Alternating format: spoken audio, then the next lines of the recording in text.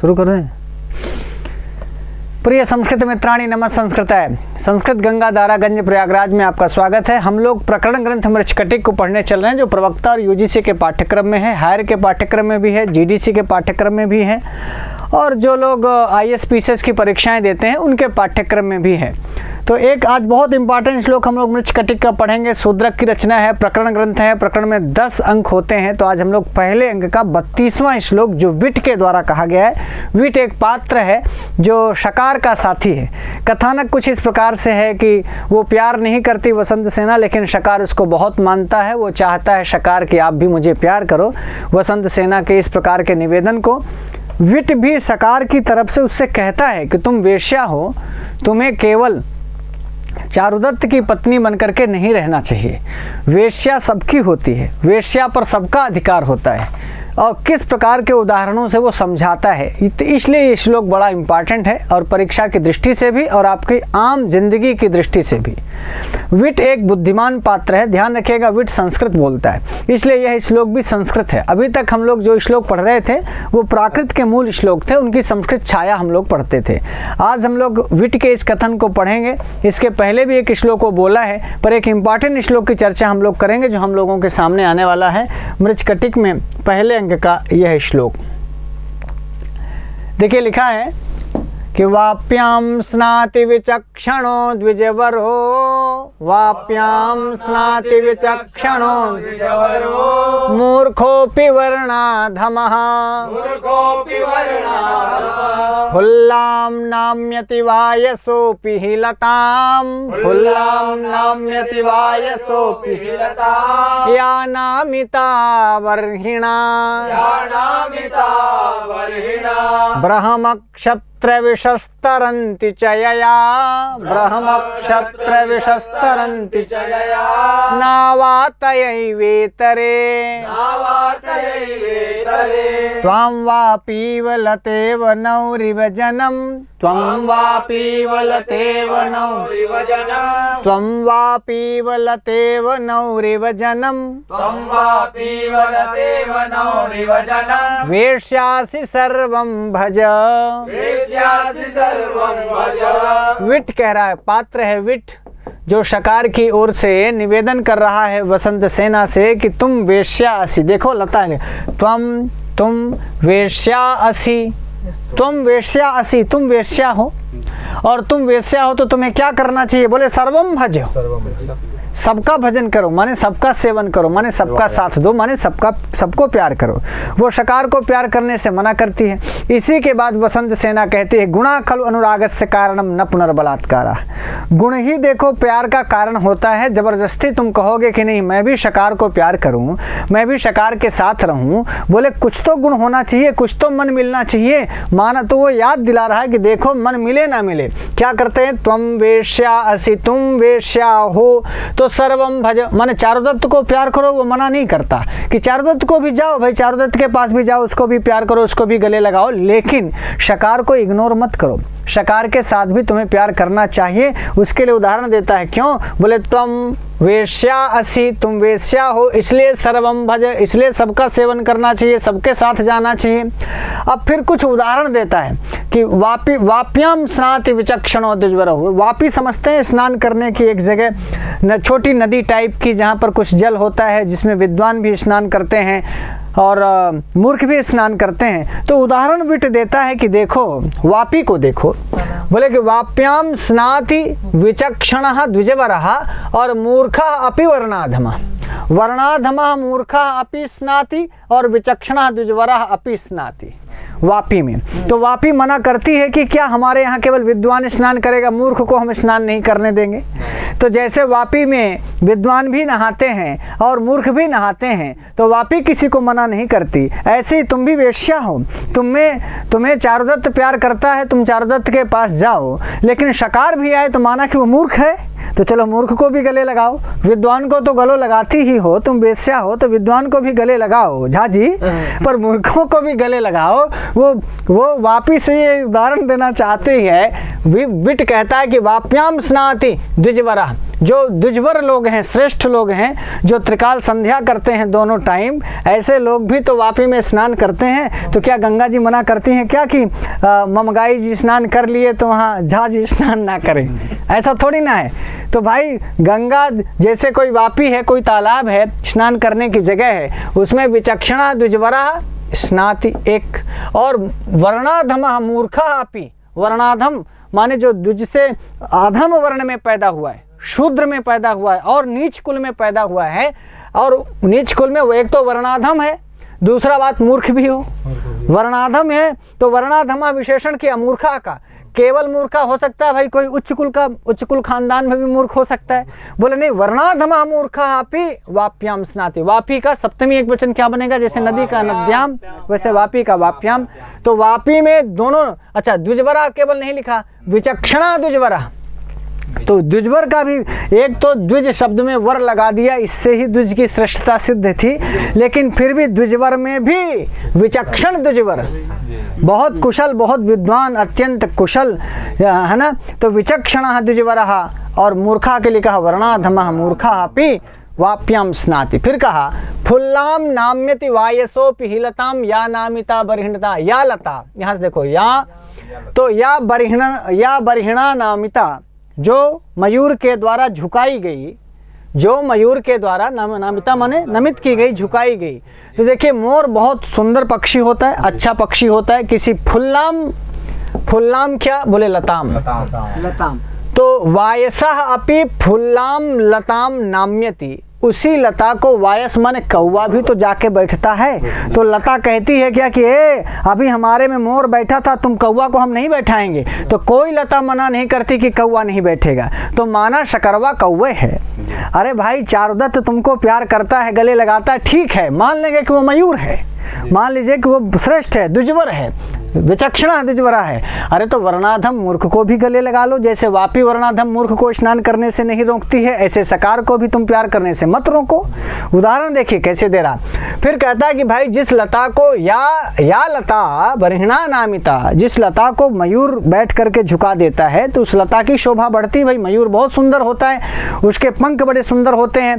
तो ठीक है, बर्हिणा नामिता, चलो ठीक है। तो क्या लता कहती कि वायसः अपि, कौवा भी तो, या फुल्लाम लताम नाम्यति, कौवा भी तो फूली बढ़िया फूल लगे हुए लता में जाकर के बैठता है। कि माना कि कौवा काला है तो लता कहती कि हम फूले हैं, सुंदर लग रहे हैं, एक काला कौवा उड़ जा, हमारे ऊपर ना बैठ, नहीं मना करती ना। इसी तरह से ए वसंत सेने, तुम भी शकरवा को मना ना करो, समझ लो कौवे है, बैठ जाने दो थोड़ा सा।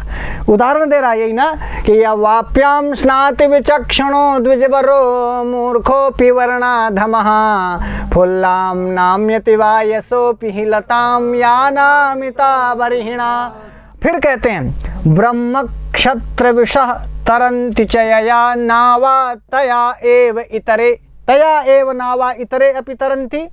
जिस नाव से ब्राह्मण क्षत्रिय विषा वैश्य तरंती, यया नावा तृतीयांत रूप है, जिस नाव के द्वारा, यया नावा ब्रह्म क्षत्र विषा तरंती तया एव इतरे, तयैव इतरे संधि करना, तया धन एव धन इतरे।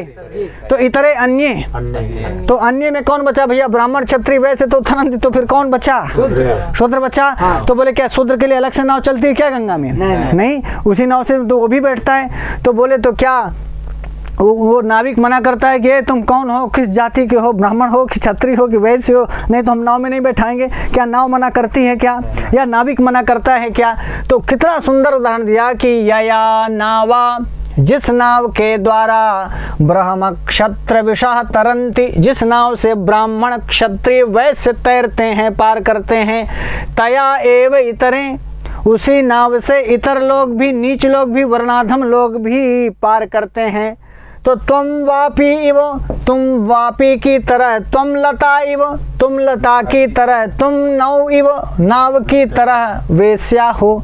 तो तुम भी ब्राह्मण का भी सेवन करो।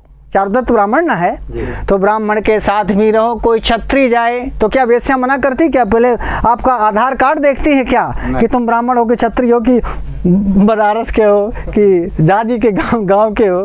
बोलो जाजी कि कोई आई कार्ड थोड़ी मांगती है वो, उसको तो जो पैसा दे वही उसकी है, वो उसको पैसा चाहिए। झाजी आपको कैसे पता है? तो तुम वापी इव, वापी की तरह, लता इव, लता की तरह, नौर इव, यहाँ नौधन इव, नौका की तरह, जन्म लोगों को, तो लिखा सर्वम जन्म भज, सर्वम जन्म भज, सभी लोगों को आपकी सेवा करनी चाहिए। आप वेश्या हो, जैसे सभी लोगों की सेवा वापी करती है, जैसे सभी लोगों की सेवा लता करती है, लता मोर को भी बैठाती है और लता कौवे को भी बैठाती है। वापी में विचक्षण ब्राह्मण भी, बड़े विद्वान ब्राह्मण भी स्नान करते हैं और वर्णाधम मूर्ख भी स्नान करते हैं। ऐसे ही जिस नाव से ब्राह्मण क्षत्रिय वैश्य पार होते हैं, उसी नाव से इतर लोग भी पार होते हैं। तो तुम वापी की तरह, किसको बताया? वेश्या को। तुम मालोपमा अलंकार यही है कि एक साथ कई सारी चीजों का उदाहरण दिया। वेश्या को किसके समान बताया? बोले तुम वेश्या हो, तुम वेश्या असी, तुम वेश्या हो, इसलिए सर्वम जन्म भज, भजतु भजताम भजन्तु, भज भजतम भजत, लोट लकार मध्यम पुरुष का एक वचन। अर्थात तुम्हें भजन करने का मतलब सीताराम नहीं बोलना है, भजन करना मतलब उनकी सेवा करनी है, मतलब उनको भी प्यार तुम्हारा मिलना चाहिए। जैसे वापी किसी को स्नान करने से मना नहीं करती, जैसे फूली हुई लता किसी को अपने में बैठने से मना नहीं करती, जैसे कोई नाव ब्राह्मण क्षत्रिय के अलावा भी सबकी सेवा में लगी रहती है, कोई भी पक्षी फूली हुई लताओं पर बैठ सकता है, कोई भी वापी में स्नान कर सकता है, ऐसे ही कोई भी वेश्या का प्यार पा सकता है, वेश्या किसी के साथ भी जा सकती है। इसलिए तुम वेश्या असी, तुम वेश्या हो, तुम्हें शकार के साथ भी रहना चाहिए। क्योंकि शकार का नौकर है विट, इसलिए अपने मालिक के लिए कह रहा है कि ए त्वं वापी वलतेव नौरिव जनम, त्वं वापी वलतेव नौरिव जनम, वेश्यासि सर्वं भज, वेश्यासि सर्वं भज, वाप्यां स्नाति विचक्षणो द्विजवरो, वाप्यां स्नाति विचक्षणो द्विजवरो, मूर्खोऽपि वर्णाधमः, मूर्खोऽपि वर्णाधमः, हुल्लां नाम्यति वायसोऽपि हि लतां, हुल्लां नाम्यति वायसोऽपि हि लतां, या नामिता बर्हिणा, ब्रह्मक्षत्र विशस्तरन्ति च यया, ब्रह्मक्षत्र विशस्तरन्ति च यया, नावातयैवेतरे, त्वं वापि वलतेव नौरिव जनम, त्वं वापि वलतेव नौरिव जनम, वेश्यासि सर्वं भज, वेश्यासि सर्वं भज।